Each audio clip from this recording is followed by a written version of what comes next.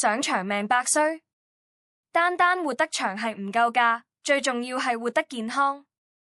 今日同大家分享5個簡單習慣，幫你有效提升健康壽命，由內到外 keep 住後生。想長壽又健康，第一步梗係要由食入手啦。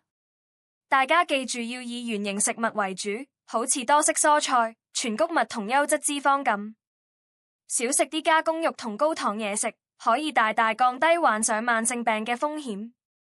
食得啱，身體自然輕盈晒，人都精靈啲。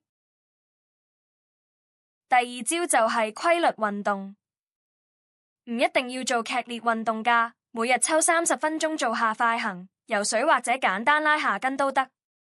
運動可以強化你嘅心肺功能，仲可以保持肌肉量，係預防老化最有效嘅方法。今日開始，同我一齊喐下啦，唔好再坐咁耐啦。第三樣好多人都忽略咗，就係高品質睡眠。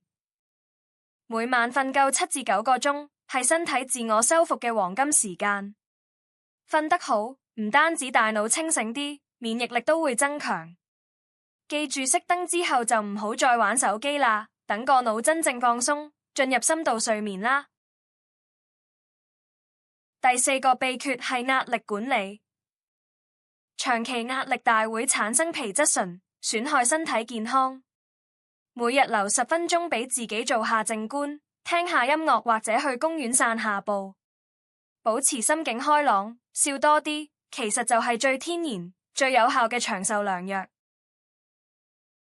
最後一招係保持社交聯繫，多啲同屋企人、朋友交流傾偈，心靈有支持，患上失智症同抑鬱嘅機會都會低好多。健康長壽唔單止係身體強健，仲要生活得開心。